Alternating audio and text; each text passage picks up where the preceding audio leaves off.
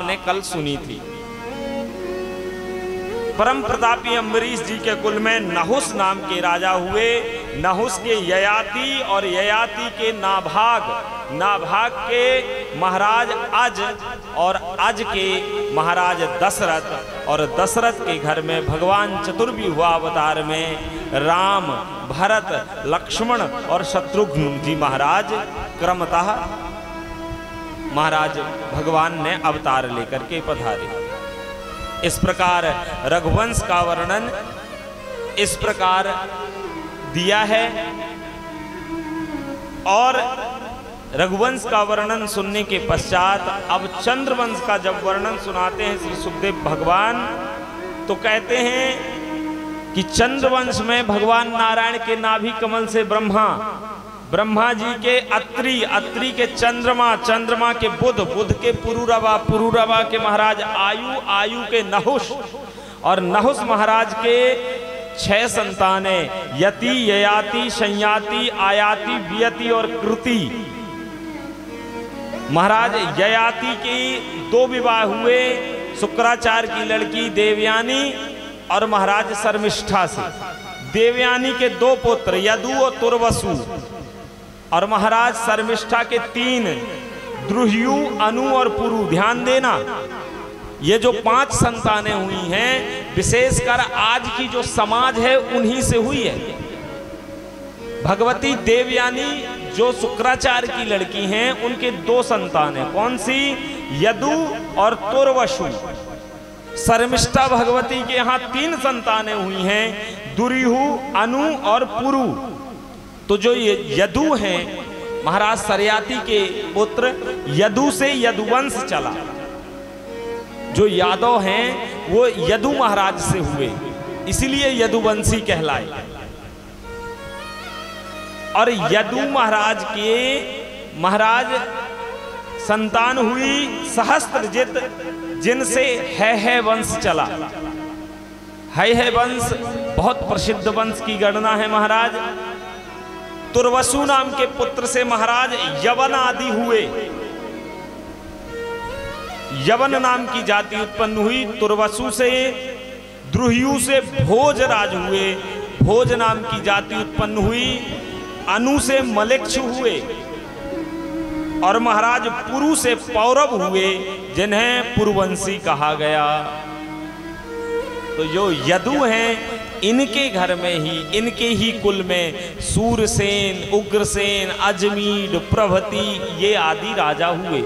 तो उग्रसेन महाराज के ये कंस हुए, और सूरसेन महाराज के आनकदुंदुभी भगवान वसुदेव हुए। वसुदेव महाराज के बोले बाल कृष्ण लाल की। वसुदेव महाराज के महाराज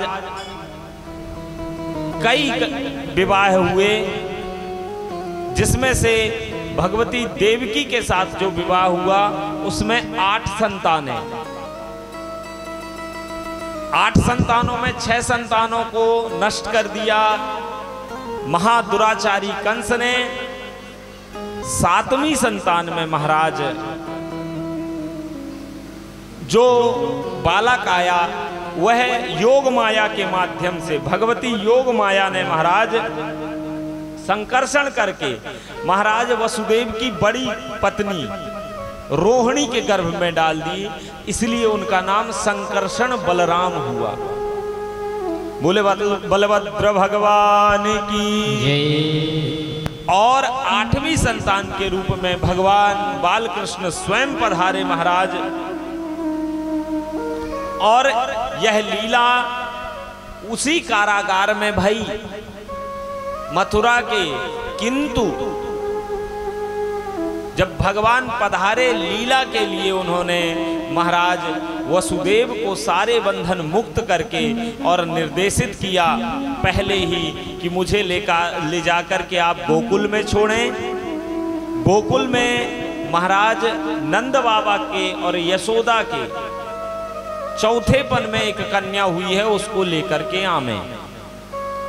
महाराज ऐसा जब निर्देशित हुआ तो महाराज श्री वसुदेव लेकर के गए हैं भगवान को, और वहाँ रात्रि में जाकर के भगवती यशोदा के किनारे रख के और वहाँ से वह कन्या को ला करके और आज मथुरा पधारते हैं।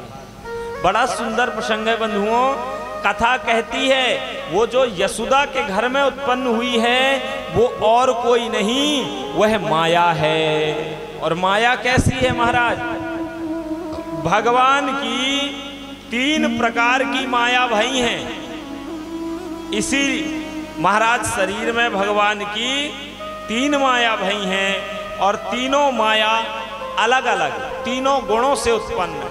तमोगुणी माया, रजोगुणी माया और सत्व प्रधान माया, और तीनों बहनें हैं भगवान की। आज जो यशोदा मैया के यह कन्या उत्पन्न हुई है इसे तमोगुणी माया के माध्यम से जाना जाता है।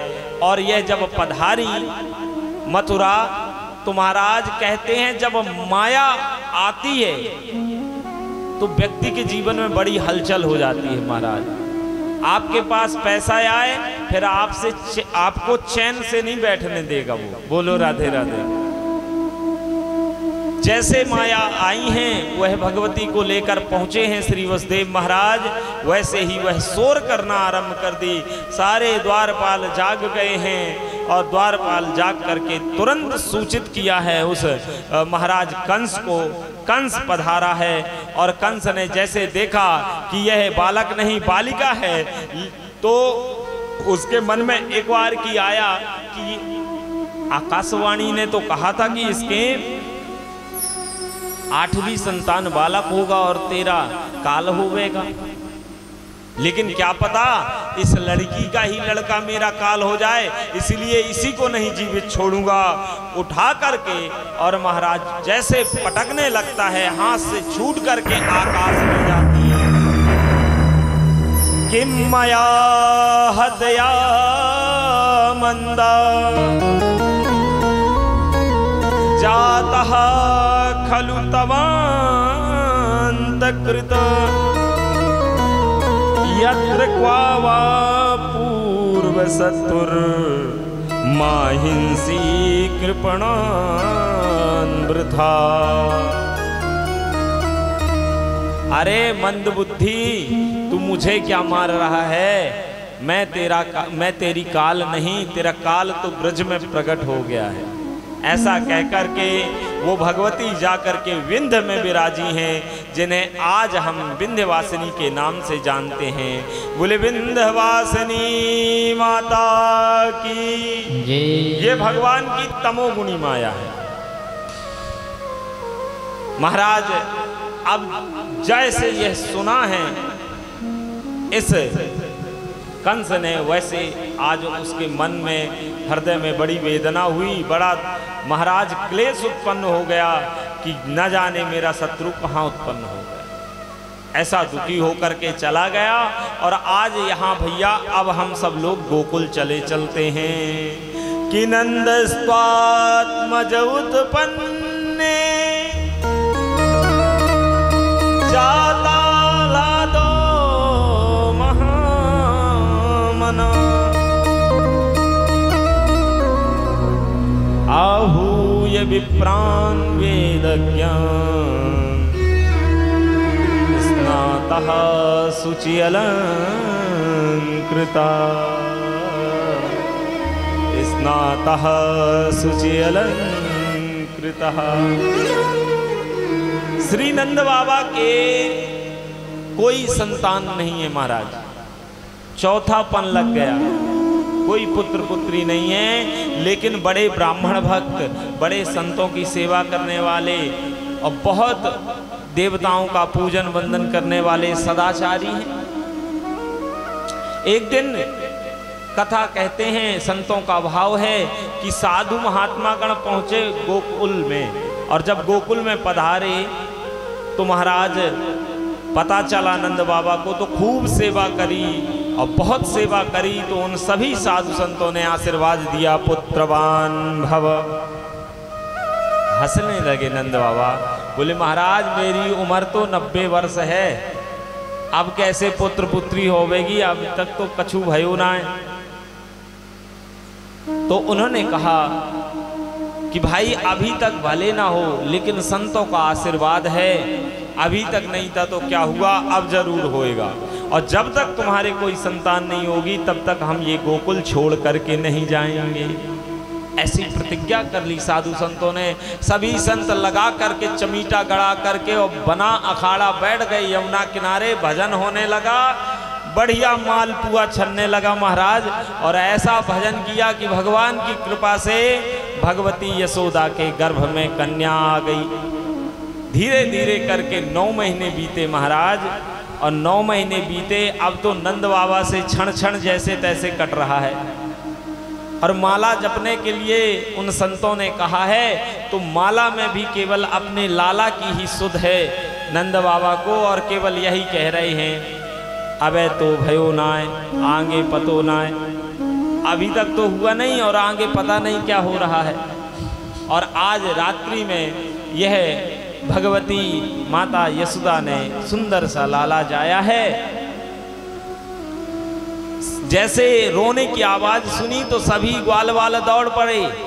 अरे यशोदा मैया ने देखो तो भैया लाला कछु जे आयो है, का जे आयो देखो, माने सबन ने देखी वहां पे और उनको दिखाई का दियो महाराज सुंदर सो लाला भगवती यशोदा के नैत किनारे पड़ो है काय। सुंदर महाराज किलकारियां भर रहे हैं श्री ठाकुर जी, और ऐसे दिव्य स्वरूप को देख करके चिल्ला करके बाहर भाग रहे। लेकिन बीच में ही सुनंदा महारानी नंद बाबा की बहन है, और बहुत दिन से उनका मन है कि भगवती यशोदा के गले में जो सुंदर 9 लखा हार पहन करके मायके से आई हैं वो ले लें। विवाह में देखी थी, मन बहुत था कि ले लें, लेकिन ऐसे कैसे लें भाई। उनका मन था कि जब कोई इनके संतान होगी तो नैंग में यही 9 लखा हार में ले लेंगे, लेकिन आज तक ऐसा कोई समय नहीं आया। आज पहली बार वह समय आया तो ये सारे बालक जाकर के बताए रहे, उन सबको डांटा है और भगा दिया। सुनंदा महारानी पहुंची नंद बाबा के पास और कहती हैं, भैया आज तो भाभी ने, हाँ हाँ बहना जल्दी बोल का भयो। बोले ऐसे थोड़ी बोलूंगी, पहले आप मोए मेरो नैंग देव। बोले क्या चाहिए तुम्हें नैंग, जो तुम